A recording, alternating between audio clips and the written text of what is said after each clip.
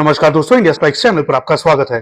तो इस वीडियो में हम बात करने वाले हैं चाइना के साथ जो भारत का एक डिसएंगेजमेंट हुआ है उसके बारे में, और उसी के साथ जो चाइना के तेवर बदल रहे हैं जिसकी असर भारत पर डायरेक्टली या इनडायरेक्टली होने वाली है आने वाले समय में, उसके ऊपर नजर डालेंगे। चाइना के साथ जो डिसएंगेजमेंट हुआ वो डेफिनेटली एक हिस्टोरिक इवेंट था, क्योंकि ये चाइना की मॉडर्न हिस्ट्री में पहली बार हुआ है जब चाइना ने अपने जो टेरिटोरियल क्लेम्स हैं उससे पीछे हटकर अपनी जो रिलेशंस हैं, जियोपॉलिटिकल रिलेशंस हैं भारत के साथ, उसको मेंटेन करने के लिए काम किया है। लेकिन क्या ये विदाउट एनी बेनिफिट्स या विदाउट एनी अल्टरनेटिव्स या वेस्टेड इंटरेस्ट है? इसके ऊपर नजर डालेंगे, इसके ऊपर चर्चा करेंगे। और क्या क्या एक्टिविटीज चाइना कर रहा है जो डायरेक्टली या इनडायरेक्टली भारत को आने वाले समय में असर कर सकती हैं, उसके ऊपर चर्चा करेंगे। शुरू करने से पहले वीडियो को लाइक करें, चैनल को सब्सक्राइब करें, बेल आइकन दबा दें ताकि आपको इस प्रकार की खबरें मिलती रहें। तो आइए शुरू करते हैं। तो जैसे कि हम सबको पता है कि भारत और चाइना के बीच में एक डिसएंगेजमेंट हुआ है, जहां पर चाइना ने जो लद्दाख का रीजन है उसमें से अपने ट्रूप्स को वापस खींचने की बात कही है। अब काफी हद तक वहां पर वो चीजें इंप्लीमेंट हो रही हैं। चाइनीज मिलिट्री और भारत की मिलिट्री अपने अपने जो ओरिजिनल पोजीशन से बिफोर 2020 उसके ऊपर पहुंच गई है, और भारत की मिलिट्री का जो पेट्रोलिंग है वो भी नॉर्मली स्टार्ट हो गया है उन रीजन्स में, खास करके जो गलवान का रीजन है, दिप्सांग का रीजन है, डेमचोक का रीजन है, उन सब रीजन्स में। तो वहां पर एक डिसएंगेजमेंट हुआ है और इसको एक बहुत ही पॉजिटिव लाइट में देखा जा रहा है, खास करके जो भारत के जियोपॉलिटिकल एक्सपर्ट्स हैं, जो एनालिस्ट हैं, उनके द्वारा। और पूरा भारत इसको लेकर काफी ही खुश है, इंक्लूडिंग अस, क्योंकि ये चाइना के हिस्ट्री में पहली बार हुआ है, जैसे कि हमने कहा, कि जब चाइना ने अपने कोई भी टेरिटोरियल क्लेम पे से पीछे हट की है। तो ये मॉडर्न चाइनीज हिस्ट्री में पहली बार हो रहा है, और वो करवाया है भारत ने डिप्लोमेटिकली और मिलिट्रीली। अब मिलिट्रीली क्यों, तो उसके ऊपर भी आगे चर्चा करेंगे। अगर बात करें कि क्या चाइना वीक हो गया है उसके चलते उसने पीछे हट की है, तो उसके लिए जवाब है हाँ और ना। अब आप सोचेंगे कि ये कैसा जवाब है कि एक तरफ आप हाँ भी बोल रहे हैं, एक तरफ आप ना भी बोल रहे हैं। तो उसके पीछे कुछ रीजंस हैं, कुछ वजह है। अगर बात करें हाँ की कि चाइना वीक हो गया है, तो अगर आर्मी टू आर्मी देखा जाए तो चाइना की जो आर्मी है it is not battle hardened. वो इनएक्सपीरियंस आर्मी है जो कि भारत की सेना के साथ डायरेक्टली फेस टू फेस मुकाबले में लड़ नहीं पा रही है। जी हाँ, ये चीजें कई सारे वीडियोस में देखी गई है कि चाइनीज आर्मी को बार बार अग्रेशन दिखाने के बाद भी पीछे हट करनी पड़ी जब भारत की सेना ने उनका डायरेक्टली फेस टू फेस मुकाबला किया। तो चाइना की जो आर्मी है वो कंपैरेटिवली इनएक्सपीरियंस से भले ही ट्रेन हो, लेकिन उन लोगों को असली जंग में लड़ने का एक्सपीरियंस नहीं है।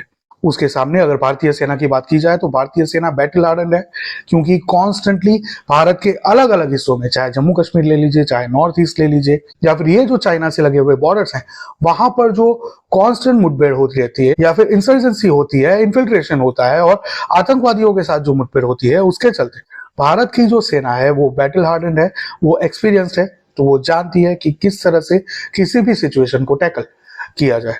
तो उसी के चलते भारतीय सेना काफी ही एक्सपीरियंस्ड है, और उसके सामने चाइनीज सेना कंपैरेटिवली वीक है। ये बात चाइना बहुत ही जल्द, बहुत ही अच्छी तरह से समझ गया था। तो उसी के चलते उसने ये डिसीजन लिया कि चाइना डायरेक्टली मिलिट्री अग्रेशन नहीं करेगा, जिसके चलते उसने ये जो डिसएंगेजमेंट की बात है उसके ऊपर अपनी सहमति दिखाई हो, ऐसा हमको मालूम पड़ता है। अब ऐसा हम क्यों कह रहे हैं, तो इसके पीछे के रीजन ये है कि उनका जो पॉलिटिकल एस्पेक्ट है, जियोपॉलिटिकल गेम है, वो एक्टिव हो चुका है। साथ ही में उन्होंने अपनी जो मिलिट्री प्रावेस है उसको भी और बढ़ाने की कोशिश की है। सबसे पहले अगर बात करें नेपाल की, तो नेपाल भारत और चाइना के बीच में है।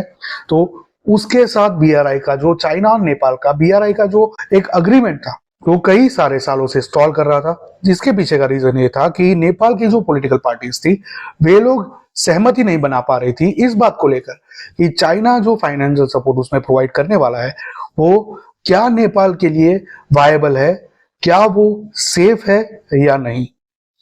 रीजन बीइंग, उन्होंने ये बात देखी है कि किस तरह से चाइना ने मालदीव्स को, श्रीलंका को अपनी डेट ट्रैप डिप्लोमेसी में फंसाया है, और उसके बाद उनके अलग अलग रीजन्स के ऊपर कब्जा कर लिया है। एक एग्जांपल है हम्बनटोटा पोर्ट का, जिसके ऊपर चाइना ने अपना कब्जा जमा लिया है श्रीलंका का। दूसरा एग्जांपल है ग्वादर पोर्ट, पाकिस्तान का, जिसके ऊपर भी चाइना ने अपना कब्जा जमाया है, उसको भी कई सारे सालों के लिए अपने कब्जे में ले लिया है।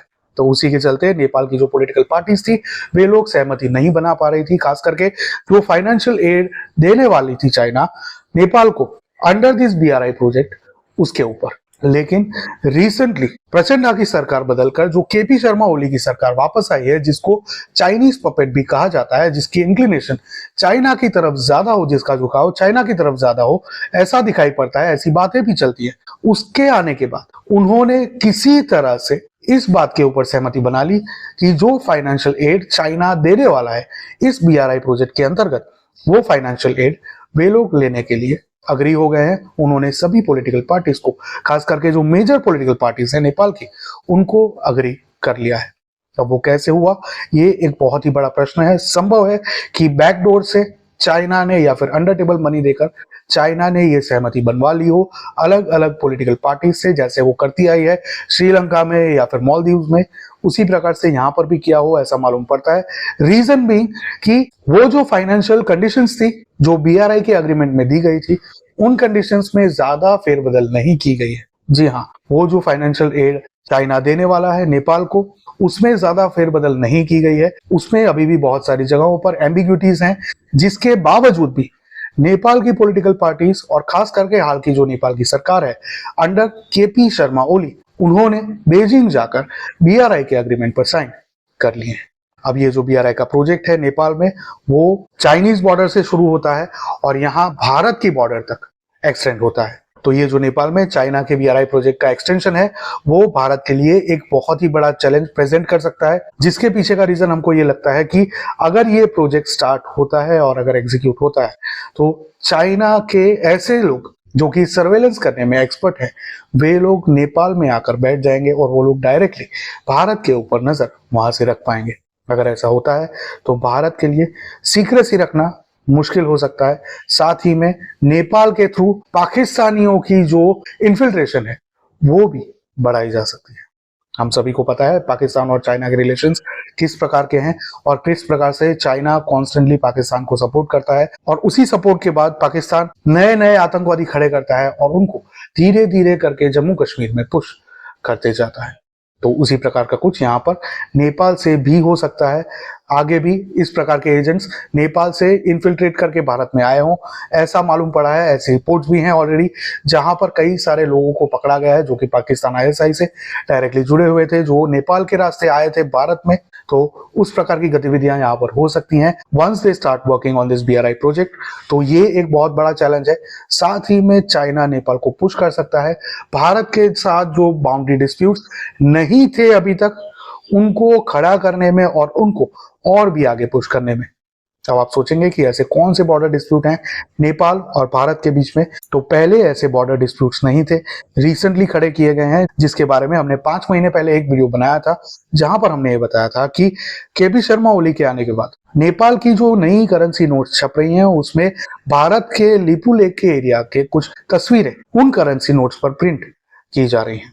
अगर आपने वो वीडियो नहीं देखा है तो नीचे डिस्क्रिप्शन में उसका लिंक दे देंगे, ताकि आप जाकर देख पाएं और समझ पाएं कि कौन सा रीजन है जिसके ऊपर नेपाल अपना क्लेम कर रहा है।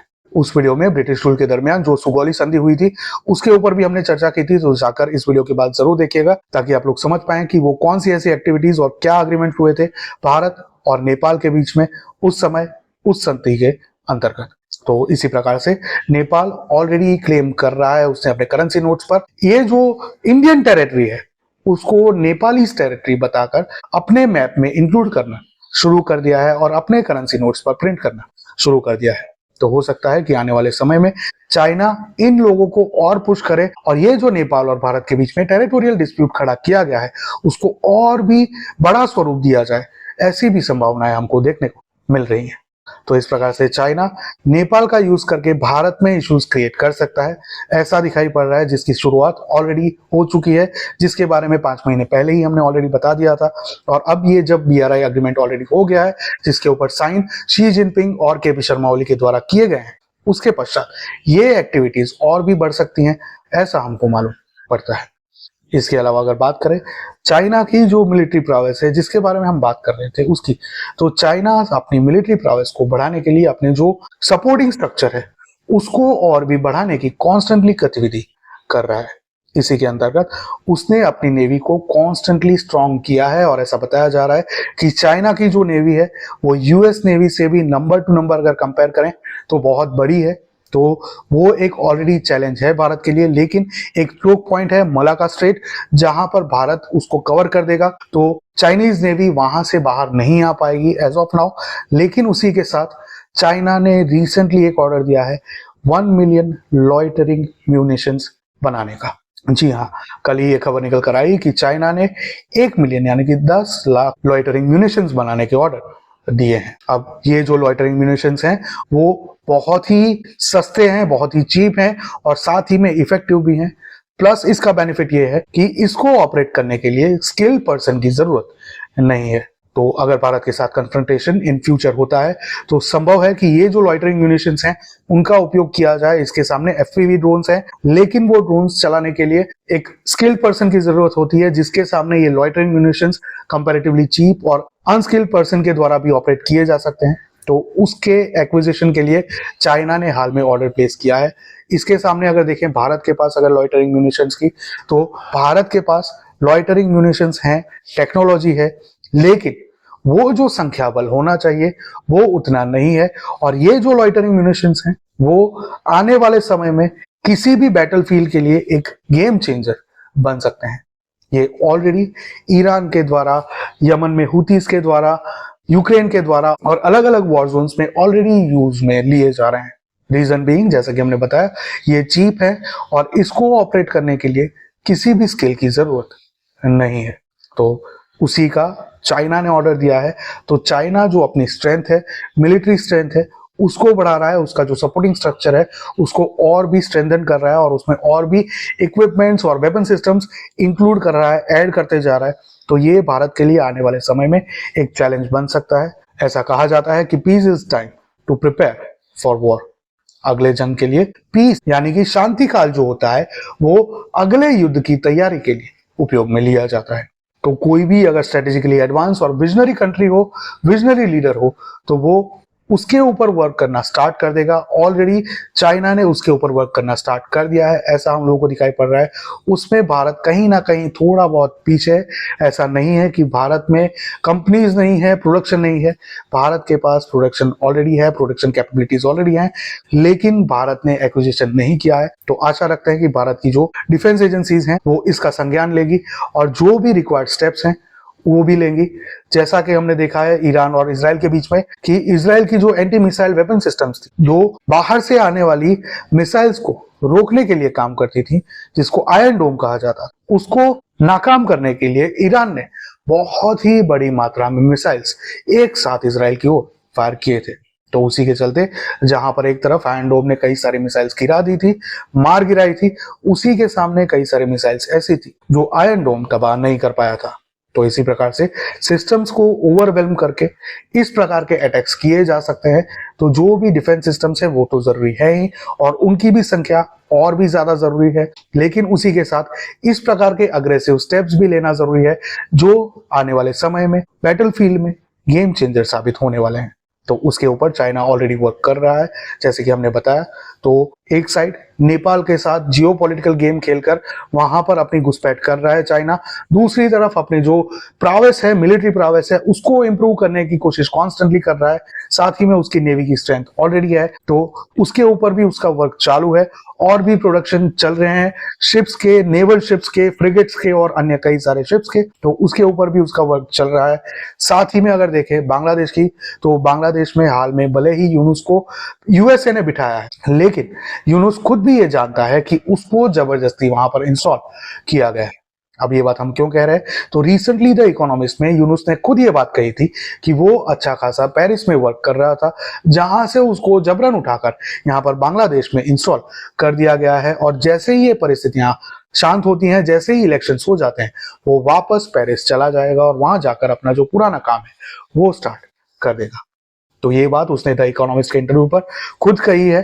तो वो एक चीज होने वाली है, लेकिन हाल में जो परिस्थितियां वहां पर खड़ी हो रही हैं, जो ये यूनुस ने खड़ी की हैं, ये फासिस्ट यूनुस ने खड़ी की हैं, जहां पर उसने रेडिकल्स को रास्ते पर छोड़ दिया है, जो वहां पर जो भी माइनॉरिटीज हैं उनके ऊपर कॉन्स्टेंटली हमला कर रहे हैं, जो भी अलग आइडियोलॉजी वाले लोग हैं उनके ऊपर कॉन्स्टेंटली हमला कर रहे हैं, और दे आर कमिटिंग जेनोसाइड, जो कि जेनोसाइड कन्वेंशन की व्याख्या में आता है। तो वहां पर ईस्ट यूनुस की सरकार के अंदर उन्होंने रेडिकल को फ्री हैंड दे दिया है, जो अब वहां पर जेनोसाइड कमिट कर रहे हैं हिंदुओं का, क्रिश्चियंस का और अन्य माइनॉरिटीज का, और इवन दूसरी मुस्लिम माइनॉरिटीज का भी। तो उसी के चलते यूएसए थोड़ा असहज हो गया है, वेस्टर्न कंट्रीज अब थोड़े असहज हो गए हैं, जिसके चलते उन्होंने उसमें से अपना हाथ खींचने की बात शुरू कर दी है।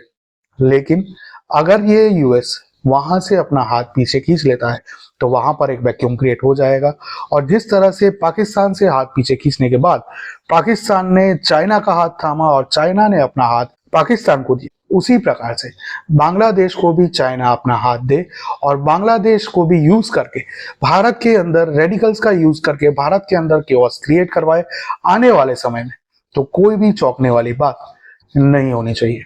ये हमारा अनुमान है कि ऐसी परिस्थितियां आने वाले समय में हो सकती हैं, जहां पर अभी तक चाइना बांग्लादेश में एक्टिव नहीं है। इवन म्यांमार के भी कुछ ही हिस्सों में वो एक्टिव है, क्योंकि बाकी के जो म्यांमार में पीडीएफ्स हैं वो ज्यादा चाइना को पसंद नहीं करते हैं। रीजन बीइंग, चाइना जो वेपन्स है वो तत्मदो यानी कि वहां की जो मिलिट्री उनका है उनको भी सप्लाई करता है और वहां की पीडीएफ्स को भी सप्लाई करता है। तो उसी के चलते पीडीएफ्स उनको सपोर्ट नहीं करते हैं, जो कि पीपल डिफेंस फोर्सेस हैं, जो कि एथनिक आर्म्ड ऑर्गेनाइजेशंस हैं, वे लोग चाइना को ज्यादा पसंद नहीं करते हैं। लेकिन कुछ ऐसे ग्रुप्स हैं जो चाइना के साथ अभी भी वहां पर डील कर रहे हैं, लेकिन वो ज्यादातर ईस्टर्न साइड पर हैं, तो उससे भारत को एज ऑफ नाउ खतरा नहीं है। जो वेस्टर्न बॉर्डर्स पर हैं उसमें एक दो ग्रुप्स को छोड़कर भारत के साथ सभी अच्छे रिश्ते बनाना चाहते हैं। इनफैक्ट जो एक दो ग्रुप्स हैं वो भी यूएसए से बैक्ड है, ना कि चाइना से बैक्ड। तो एज ऑफ नाउ चाइना का म्यांमार में उतना होल्ड नहीं है कि वो म्यांमार का यूज करके भारत में ऐसी कोई भी गतिविधि करवा सके। लेकिन उसका जो ड्रग पेडलिंग का बिजनेस है, जो कि वहां पर एक गोल्डन ट्रायंगल है, वहां पर प्रोडक्शन करवाया जाता है, जिसमें गोल्डन ट्रायंगल में म्यांमार आ जाता है, लाओस आ जाता है, कंबोडिया आ जाता है। वहां पर जो ड्रग प्रोडक्शन होता है वो पूरी दुनिया में डिस्ट्रीब्यूट होता है, इंक्लूडिंग इंडिया। तो उस ड्रग प्रोडक्शन को वो भारत में भी पुश करे बांग्लादेश का यूज करके, और साथ ही में ये जो रेडिकल्स हैं वो भी उस पेडलिंग के साथ भारत में घुसाएं, तो कोई भी चौंकने वाली बात नहीं होनी चाहिए। तो हो सकता है कि आने वाले कुछ महीनों के बाद 2025 में ही इस प्रकार की गतिविधि हमको देखने को मिले कि बांग्लादेश को चाइना से सपोर्ट मिल रहा है इंस्टेड ऑफ यूएसए। तो ये भी एक संभावना हमको दिखाई पड़ रही है इन द फ्यूचर। और हाल में जो परिस्थितियां हैं उसमें ये दो मेजर चीजें हैं, जहां पर ऑलरेडी चाइना नेपाल के साथ बीआरआई का अग्रीमेंट साइन कर चुका है, तो नेपाल के थ्रू भारत में इन्फिल्ट्रेशन करवा सकता है ऑफ पाकिस्तानी रेडिकल्स, और साथ ही में भारत के ऊपर कॉन्स्टेंटली अलग अलग जगहों से जहां जहां पर भी बीआरआई के प्रोजेक्ट्स हैं वहां से नजर रखने की कोशिश करेगा, ऐसा हमको दिखाई पड़ता है। साथ ही में नेपाल की गवर्नमेंट का यूज करके भारत के साथ केओस क्रिएट करने की, जियोपॉलिटिकल टेंशन क्रिएट करने की कोशिश भी कर सकता है, और उसने अपने मिलिट्री प्रावेस को भी बढ़ाने का काम शुरू कर दिया है। तो इस प्रकार से चाइना ने भले ही भारत के साथ डिसएंगेजमेंट किया हो, उसमें अपना अग्रीमेंट दिखाया हो, लेकिन उसी के साथ दूसरी जगहों पर वो इस प्रकार की गतिविधि कर रहा है जो आने वाले समय में भारत को डायरेक्टली ज्यादातर केसेस में नेगेटिवली इफेक्ट कर सकती है। आप क्या सोचते हैं इसके बारे में? हमारे साथ कमेंट में जरूर साझा करें। क्या आपको लगता है कि चाइना ने ये जो डिसएंगेजमेंट किया है ये विदाउट एनी अल्टीरियर मोटिव है या नहीं? ये भी हमारे साथ कमेंट में जरूर साझा करें। वीडियो को लाइक करें, चैनल को सब्सक्राइब करें, बेल आइकन दबाना ना भूलें। साथ ही में यहाँ पर क्यूआर कोड दिया है, तो सपोर्ट करें ताकि इस प्रकार की खबरें और एनालिसिस हम आप लोगों तक लाते रहें, ताकि हम सभी समझ पाएं कि आने वाले समय में क्या हो रहा है और प्रेजेंट में कौन कौन सी परिस्थितियां और कौन कौन सी एक्टिविटीज पूरी दुनिया में की जा रही हैं। मिलेंगे अगली खबर में, तब तक के लिए जय हिंद, हर हर महादेव।